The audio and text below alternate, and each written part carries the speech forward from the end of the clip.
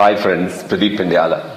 Today I am going to tell you something very interesting which you would love to listen to. I'll tell you how to manage money.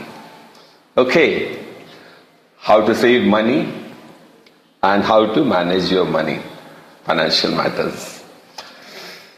Always remember that saving money isn't just about cutting costs. It's about developing habits that build financial freedom and financial growth. Always remember that. Save first and spend what is left, not the other way around, which everybody does. Don't save what is left after spending. First, save first and then spend what is left after saving. Always remember that principle. If you want to manage financially well and grow.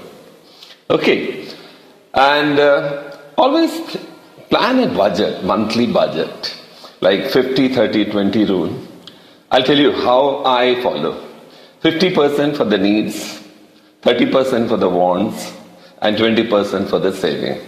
But I follow other way around. That means 50% for the savings, 30% for wants, and 20% for the needs. That's how you grow, dear friend. That's what the game of money and growing financially. And always remember that saving in recurring deposit and fixed deposits of various nationalized banks, preferably State Bank of India, I would sincerely advise save in State Bank of India rather than unknown banks. And foreign banks which are established in India, not safe at all. Put money in recurring deposit and fixed deposit. And if you are very keen to shares, I won't advise shares, rather you go mutual funds and public provident fund.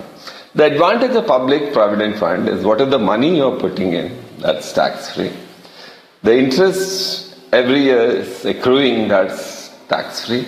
And in the end of 15 years, when you're withdrawing the entire money with so much of interest and other dividends, entire thing is tax-free. Unbelievable, but it's true. Go for public provident fund. And when you're having money, putting money, everything in fixed deposit is foolishness. Always have savings fund readily available for 3 to 6 months of expenditure, so that you don't have to break fixed deposit or recurring deposit and you don't